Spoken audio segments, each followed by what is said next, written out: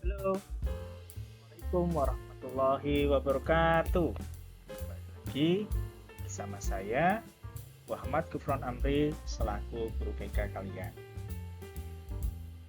Hari ini kita akan membahas materi tentang kiat sukses masuk perguruan tinggi. Nah, dari judul tersebut, pastinya kalian sudah punya gambaran. Kira-kira apa saja yang akan kita bahas pada materi ini? Yang pasti, kemungkinan besar tidak akan jauh dari judul yang tadi saya sampaikan.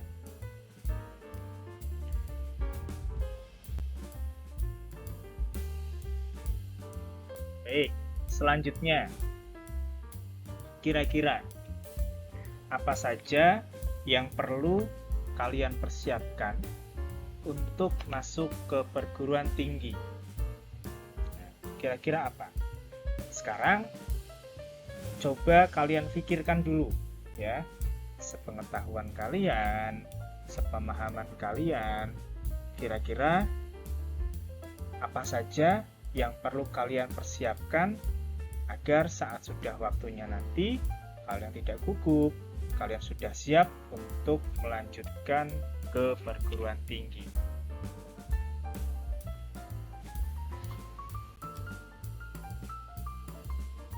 Oke, selanjutnya kita akan membahas tentang jenis-jenis perguruan tinggi. Apakah kalian sudah tahu apa saja jenis-jenis perguruan tinggi? Baik, kita akan bahas jenis-jenis perguruan tinggi bersama-sama.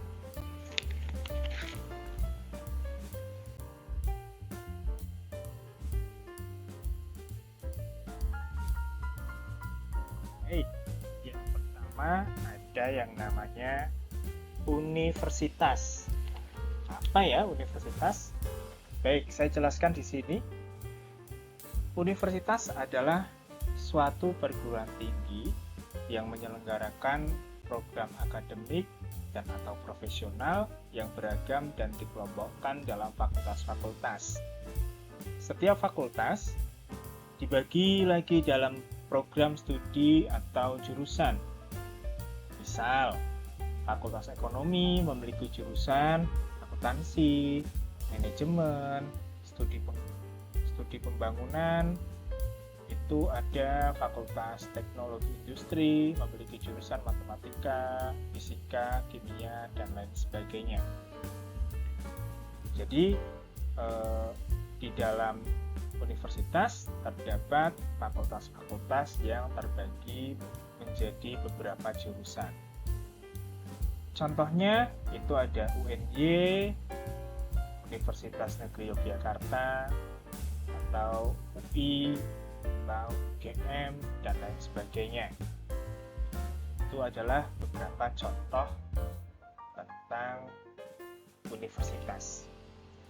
Yang selanjutnya itu ada yang namanya institut.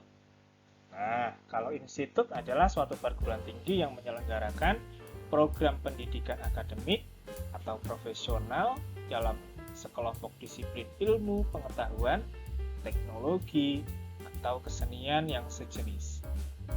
Misalnya, ada IPB, ini Institut Pertanian Bogor.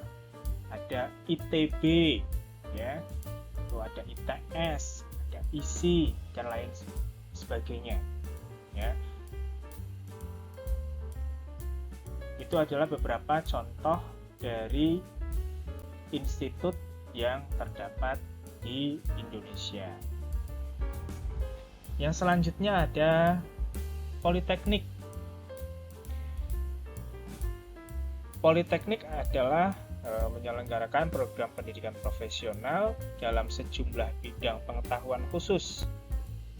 Politeknik memberikan porsi lebih besar daripada praktek. Ya, jadi di dalam politeknik biasanya lebih dalam praktek. Contohnya apa ya? Contohnya perguruan tingginya ada Politeknik Negeri Jakarta, Politeknik Manufaktur Bandung, dan lain sebagainya. Selanjutnya ada sekolah tinggi. Sekolah tinggi adalah perguruan tinggi yang menyelenggarakan program pendidikan akademik dan atau profesional dalam lingkup satu disiplin ilmu tertentu. Misal, sekolah tinggi seni rupa memiliki jurusan seni lukis, seni patung, atau sekolah tinggi ilmu ekonomi, ya. Dalamnya itu ada jurusan ilmu ekonomi, manajemen, dan lain sebagainya. Sekolah tinggi, contohnya sekolah tinggi yang biasa kita dengar itu mungkin ada STAN, ya. STAN itu mungkin salah satu sekolah tinggi yang lebih familiar yang biasa kita dengar. Selanjutnya ada yang terakhir yaitu akademi. Akademi apa sih? Akademi adalah perguruan tinggi yang menyelenggarakan program pendidikan profesional dalam satu cabang atau sebagian cabang ilmu pengetahuan, teknologi, atau kesenian tertentu. Lebih menekankan pada keterampilan praktek kerja dan kemampuan untuk mandiri.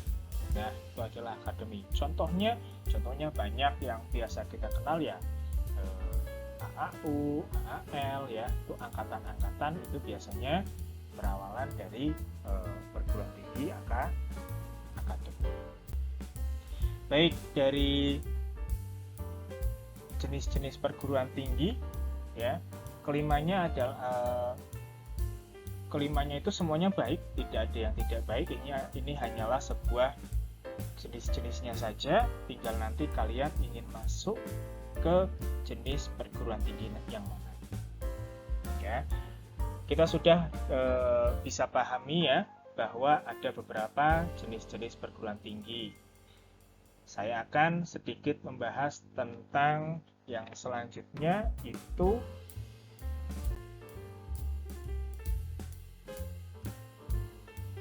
struktur pendidikan tinggi ya.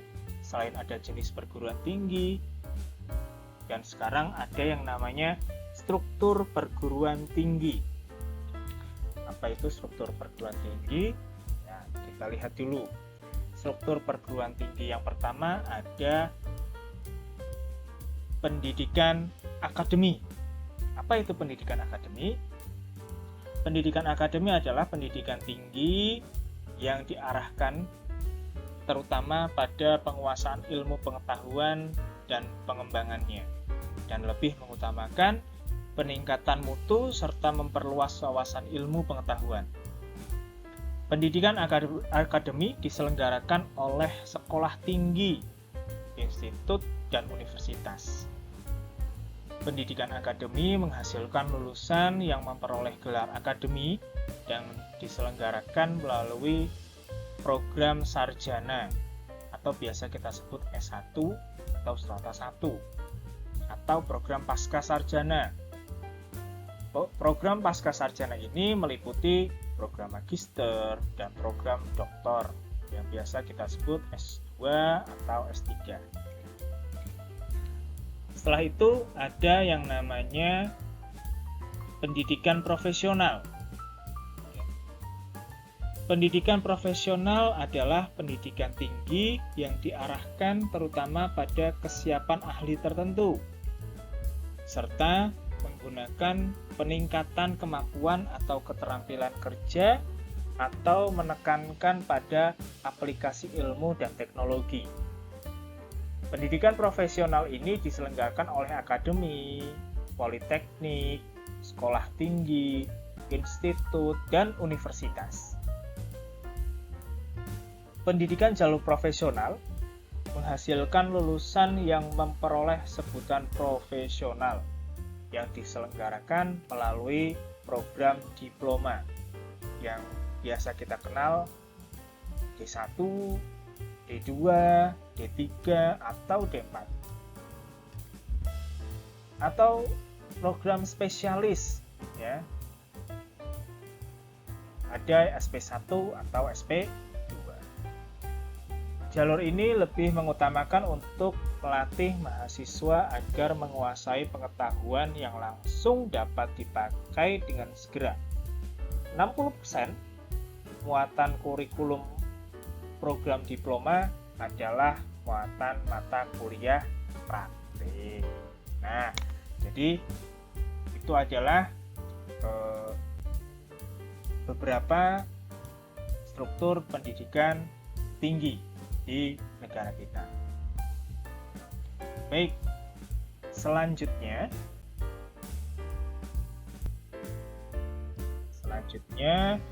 kita akan membahas tentang program studi atau jurusan. Nah, kita tadi sudah mengenal jenis perguruan tinggi, lalu mengenal struktur pendidikan tinggi. Sekarang kita akan mengenal tentang program studi atau jurusan. Yang pertama ada ilmu sains, ya. Yang selanjutnya ada ilmu teknik.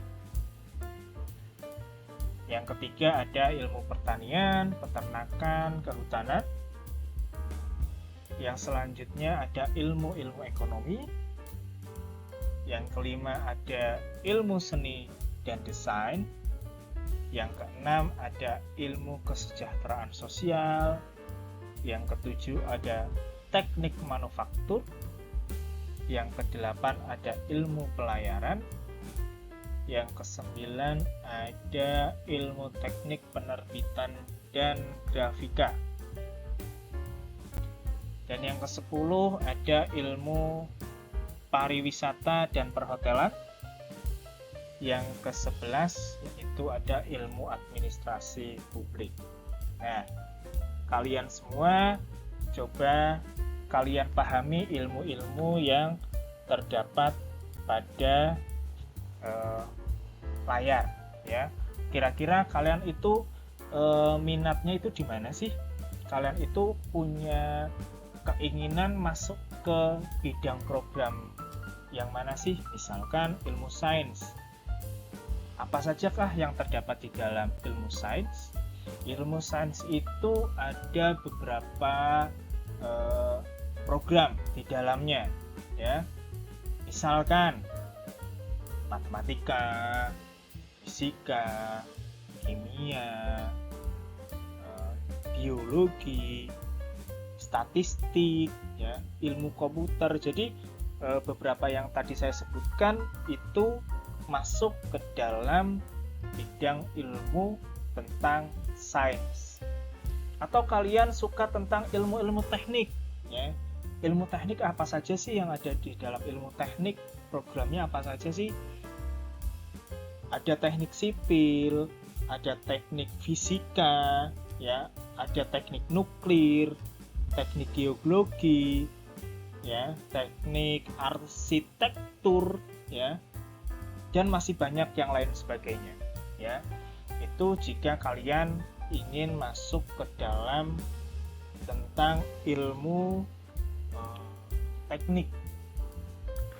Pak, saya ingin ke tentang ilmu ekonomi, ya. Di dalam ilmu ekonomi ada apa saja? Ada ilmu ekonomi itu sendiri, ya, yaitu ekonomi manajemen, akuntansi, dan sekarang sudah juga ada ilmu ekonomi Islam. Selanjutnya, Pak, itu ada ilmu pariwisata dan perhotelan. Itu ada apa saja? Kalau dalam ilmu pariwisata dan perhotelan itu di dalamnya ada administrasi perhotelan, ada divisi kamar, ada manajemen tata hidangan, ada manajemen tata boga, ada manajemen patisserie, ya. Jadi itu juga masuk ke dalam ilmu pariwisata dan perhotelan, ya. Jadi tugas kalian adalah memahami dulu tentang ilmu-ilmu yang terdapat di dalam program studi di dalam perguruan tinggi. Kira-kira kalian akan masuk ke dalam ilmu yang mana? Nanti baru kalian ambil program studi atau jurusan yang harus kalian tekuni, ya. Saya harap dari situ kalian sudah mulai paham. Selanjutnya,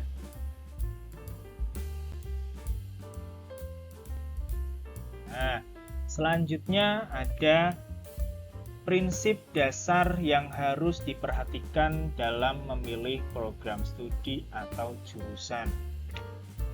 Antara lain, ada akademik, mengetahui tentang program studi atau jurusan, lalu kemampuan akademik siswa. Yang selanjutnya adalah tentang non-akademik. Non-akademik itu menyesuaikan tentang cita-cita, minat bakat, faktor dan variabel pendukung.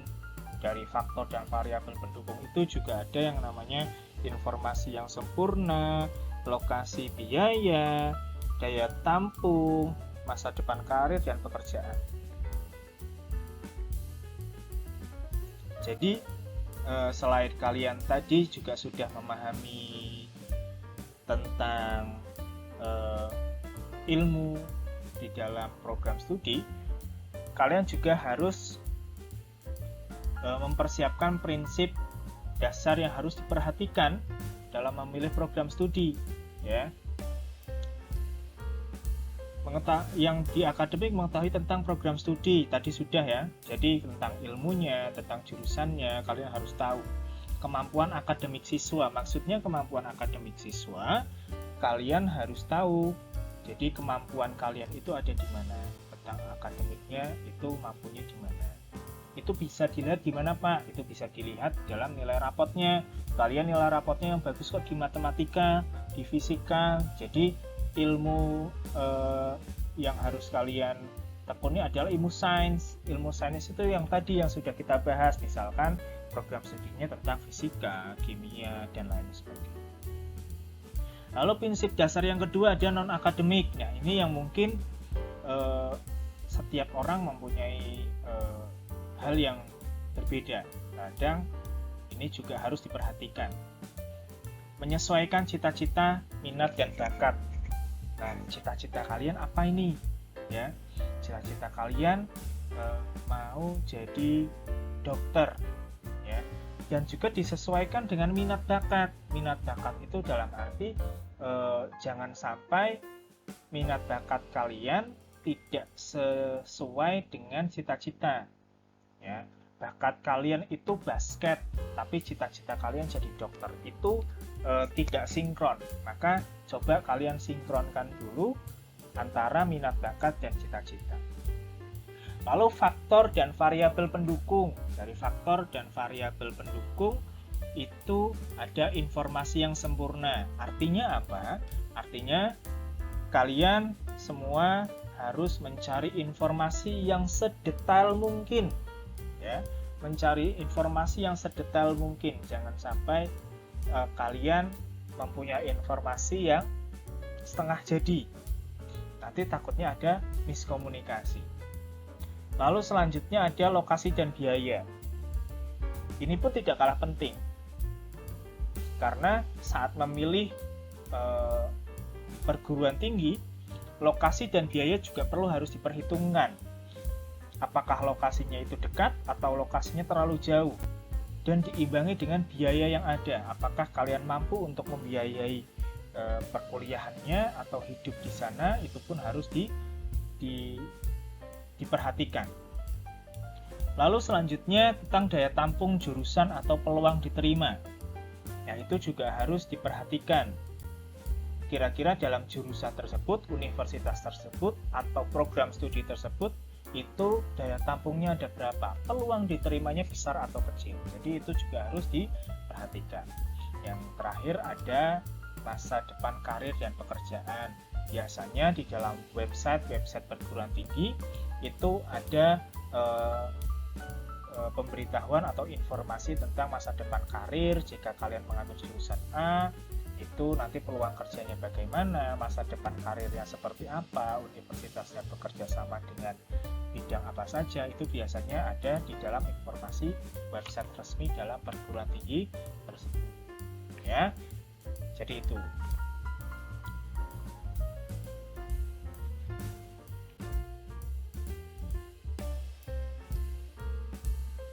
Baik, selanjutnya yaitu tentang selain mempertimbangkan minat bakat dan kemampuan, juga harus mempertimbangkan hal yang lain. Di antaranya,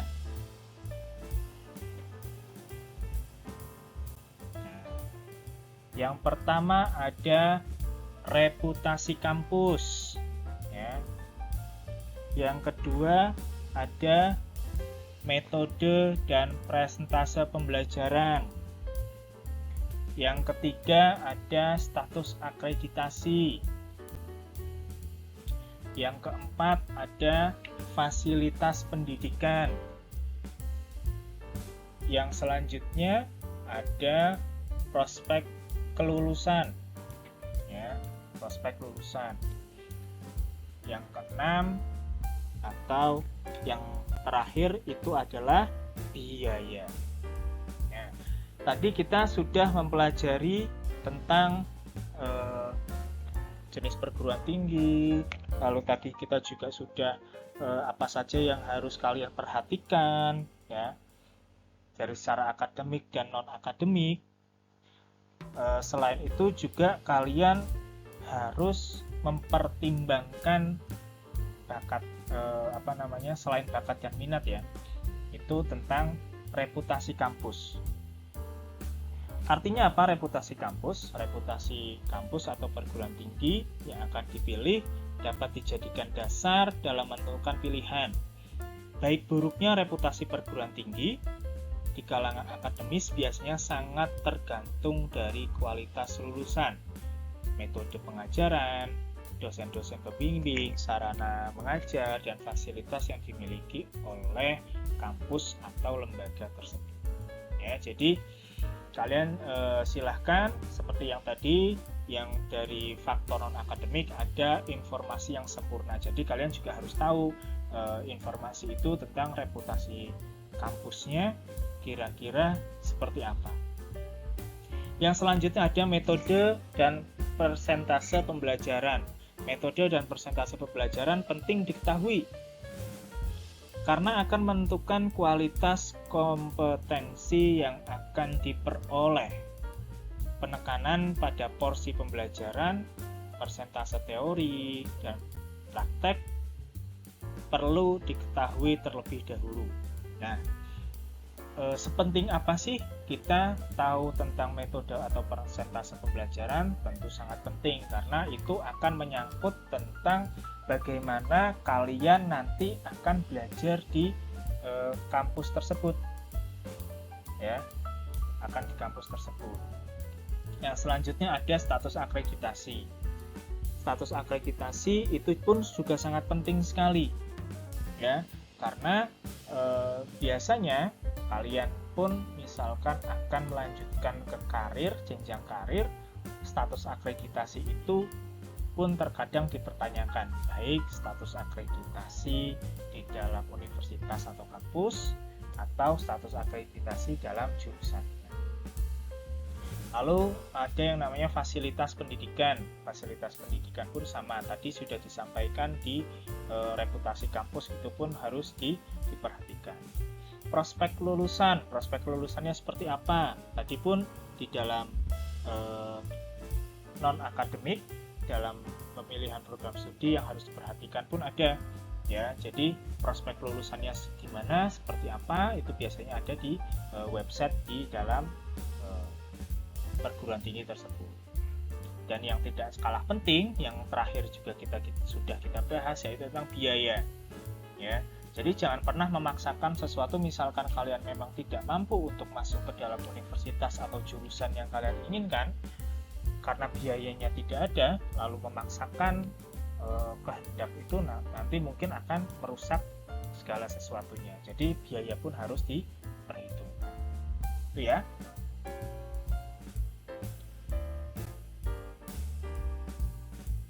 Selanjutnya ada 5 faktor yang harus dikuasai untuk sukses masuk di perguruan tinggi yang baik. Yang pertama ada faktor teknis, yang kedua ada faktor psikologis, yang ketiga ada faktor penguasaan materi tes. Yang selanjutnya ada faktor strategi pengerjaan soal. Dan yang terakhir adalah faktor strategi memilih jurusan program studi. Nah, faktor-faktor ini penting harus kalian kuasai untuk masuk perguruan tinggi. Jelas, faktor teknis itu kalian harus persiapkan ya segala sesuatunya, baik secara untuk masuk secara tes ataupun yang secara non-tes. Jadi semuanya itu harus dipersiapkan. Faktor psikologis pun sama ya, harus persiapkan mental kalian dan semuanya itu harus persiapkan. Faktor penguasaan materi untuk tes, faktor strategi pengerjaan soal, dan yang paling penting adalah faktor strategi memilih jurusan program studi. Itu harus kalian benar-benar kuasai jika kalian benar-benar ingin masuk ke perguruan tinggi yang kalian inginkan.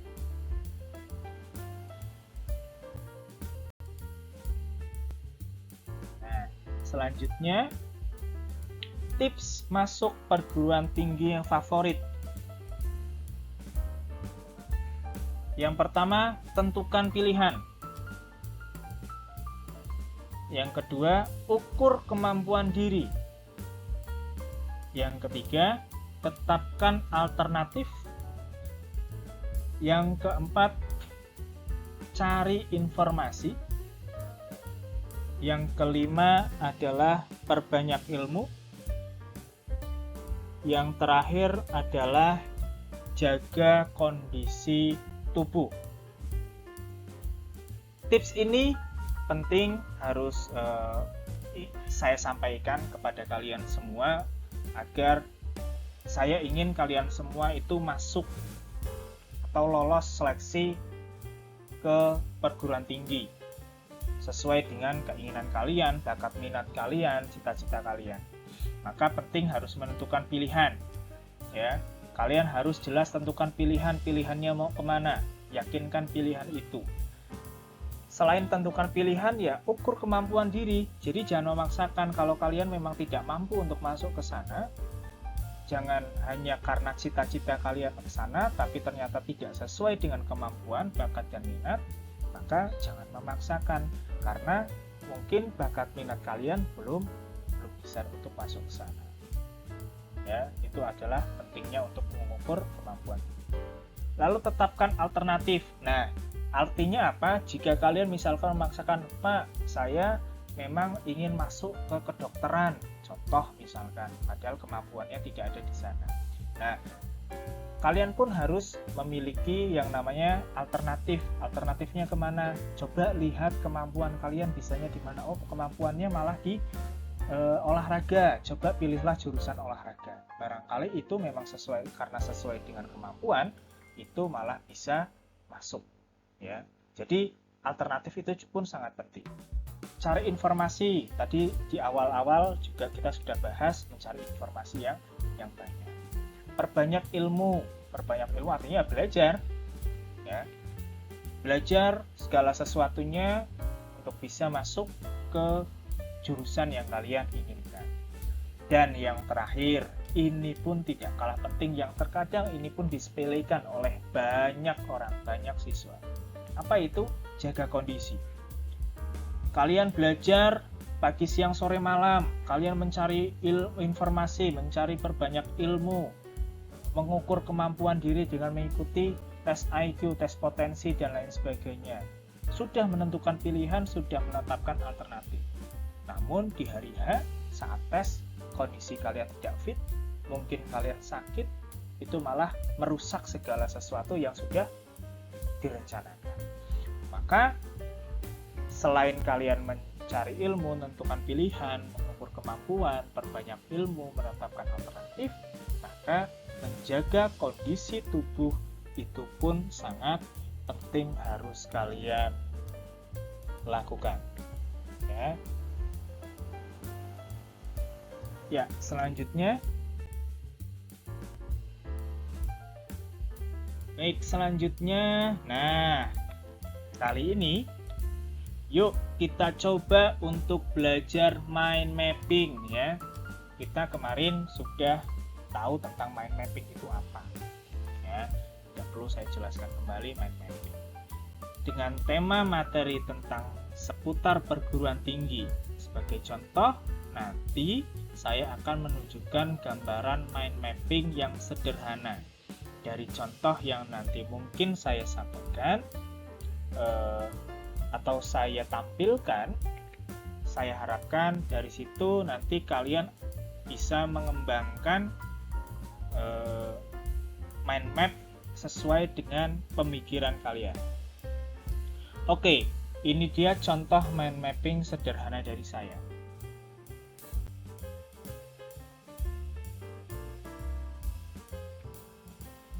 Baik, itu adalah contoh mind mapping sederhana dari saya ya.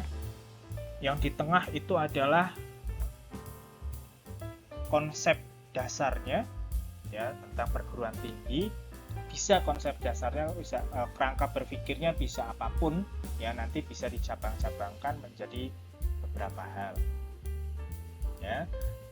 Baik, terima kasih sudah menyimak ulasan-ulasan dari saya mengenai apa saja itu perguruan tinggi, yang berhubungan dengan perguruan tinggi, mulai dari jenisnya, struktur pendidikannya, program studinya, sampai kepada tips agar bisa masuk ke perguruan tinggi yang kalian semua inginkan. Nah, untuk bisa mempermudah tujuan yang ingin kalian capai, tidak ada salahnya untuk mencoba membuat sebuah mind mapping, dan setelah itu bisa kalian pasang di tempat yang sering kalian lihat agar setiap saat kalian selalu termotivasi untuk bisa mencapainya. Oke, sekian dari saya. Salam sukses selalu, semangat mencapai cita-cita. Wassalamualaikum warahmatullahi wabarakatuh.